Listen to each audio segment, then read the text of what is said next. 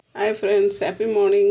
Welcome to all channel friends. பாருங்கள் இன்றைக்கி நான் ஒரு சென்னங்குனி செய்கிறேன். அது பார்த்திங்கன்னா சாதத்தோட சாம்பார் சாதம், ரசம் சாதம், எல்லா சாதத்தோடும் இது சூப்பராக மேட்ச் ஆகும். எக்ஸப்ட் தயிர் சாதத்தோடு சாப்பிடக்கூடாது. நான்வெஜ் விரும்பி சாப்பிட்றவங்க எல்லாருக்குமே இது ரொம்ப பிடிக்கும். ஒரு தட்டு சாதம் ஈஸியாக சாப்பிட்றலாம். பாருங்கள், சென்னாங்குனி இது குட்டி குட்டி எறா நம்மளுக்கு தமிழ்நாட்டில் ரொம்பவே ஈஸியாக கிடைக்கும். பார்த்திங்கனாக்கா சென்னையில் பாரிஸில் ரொம்ப மூட்டை முட்டையாக வச்சு விற்குவாங்க. ரொம்ப டேஸ்ட்டாக இருக்கும். இதை நிறைய வெரைட்டி செய்யலாம். நான் இன்றைக்கி ஒரு வெரைட்டி செய்கிறேன். அதுக்கு தேவையான பொருள் பார்த்திங்கன்னா சென்னாங்குனியை ஒரு 2-3 வாட்டி கழுவி இருக்கிறேன். அதில் இருக்கிற குப்பெல்லாம் எடுத்துகிட்டு, ஏன்னா குட்டி குட்டியாக அந்த செல்ஸ் இருக்கும், அது என்ன சங்குங்க, அதை எடுத்துகிட்டு க்ளீன் பண்ணிவிட்டு ஒரு 3 வாட்டி கழுவி வச்சுருக்கேன். கருவேப்பிலை வச்சுருக்கேன், வெங்காயம் வச்சுருக்கேன், பூண்டு தட்டி வச்சுருக்கேன், தக்காளி வச்சுருக்கேன், பச்சை மிளகாய் வச்சுருக்கேன். இப்போ வாங்க ஃப்ரெண்ட்ஸ், இதை எப்படி செய்கிறதுன்னு பார்த்துடலாம்.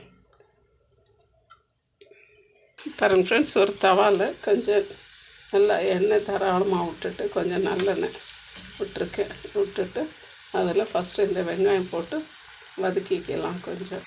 பாருங்க ஃப்ரெண்ட்ஸ், நம்மளுடைய வெங்காயம் கொஞ்சம் நல்லா வதங்கிடுச்சு. நான் இப்போ கொஞ்சம் இடித்து வச்சுட்டு பூண்டு சேர்த்துக்கிறேன். பூண்டு ஆப்ஷன், உங்களுக்கு வேணும்னா சேர்த்துக்கலாம். எனக்கு என்னென்னா நான் எல்லாத்துலேயும் பூண்டு சேர்த்துக்கிறேன், கொஞ்சம் கேஸ் ப்ராப்ளம் வராமல் இருக்கட்டும்ன்றதுனால. பாருங்க ஃப்ரெண்ட்ஸ், நம்மளுடைய வெங்காயமும் பூண்டும் நல்லா வதங்கிடுச்சு. இப்போ அந்த சென்னாங்குனியும் சேர்த்துடலாம். அதை நல்லா கலந்து இந்த வெங்காயத்தோடவே அது கொஞ்சம் வறுத்து எடுத்துடலாம் ஃபஸ்ட்டு. பாருங்க ஃப்ரெண்ட்ஸ், நம்மளுடைய அந்த போட்டிருக்கிற அந்த சென்னாங்குனி நல்லா வதங்கிடுச்சு. இப்போ நாம் இதுக்கு தேவையான அளவுக்கு உப்பு, மஞ்சத்தூள், மிளகாத்தூள், கொஞ்சம் தனியாத்தூள் இதுக்கு போட்டு கொஞ்சம் நல்லா இதுவும் கொஞ்சம் நல்லா வதக்கி கொடுத்துடலாம். சரி ஃப்ரெண்ட்ஸ், இப்போ இது கொஞ்சம் வதங்கிடுச்சு. இப்போ கொஞ்சம் நான் எண்ணெய் ஊற்றி வச்சுருக்கேன். ஊற்றிட்டு நான் கட் பண்ணி வச்சு தக்காளியை போட்டுக்கிறேன். நான் ஒரு 100 கிராம் அளவுக்கு இந்த இதுக்கு சென்னாங்குனி எடுத்துருந்தேன்.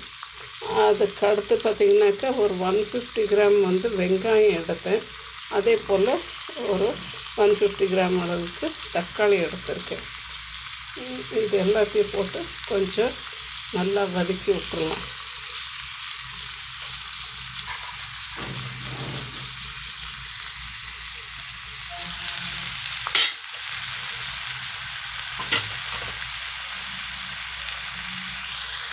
பாருங்க ஃப்ரெண்ட்ஸ், இப்போ நான் கொஞ்சம் கருவேப்பிலெல்லாம் போட்டேன். இது எல்லாத்தையும் கொஞ்சம் நல்லா வதக்கி விட்டுறலாம். பாருங்க ஃப்ரெண்ட்ஸ், நம்ம தண்ணியே விட்டுல, மெயினாக அதுக்கு தண்ணி விடக்கூடாது. கொஞ்சம் அந்த எண்ணெயிலேயே வதக்கி கொடுத்துருக்கோம். நெக்ஸ்ட்டு தக்காளியிலேயே வதக்கியிருக்கோம். தக்காளியும் ரொம்ப வதங்கக்கூடாது, கொஞ்சம் அது வாயில் கிடைச்சாக்கா நல்லாயிருக்கும். இது எல்லாத்தோடும் உங்களுக்கு சூப்பராக மேட்ச் ஆகும். ஆனாக்கா தயிர் சாதத்தோடு மட்டும் சாப்பிடாதீங்க. பழைய சாதத்தோடு ரொம்ப அட்டகாசமாக இருக்கும். பழைய சாதம் தயிர் ஊற்றாமல் வெறும் பழைய சாதத்தை நல்லா பிசைஞ்சிட்டு அதோட வச்சு சாப்பிடலாம்.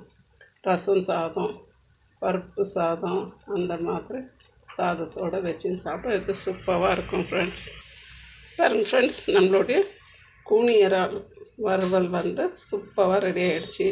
தேங்க்யூ ஃபார் வாட்சிங் ஃப்ரெண்ட்ஸ். ப்ளீஸ் ஷேர் பண்ணுங்கள், லைக் பண்ணுங்கள், சப்ஸ்கிரைப் பண்ணுங்கள் ஃப்ரெண்ட்ஸ். தேங்க்யூ.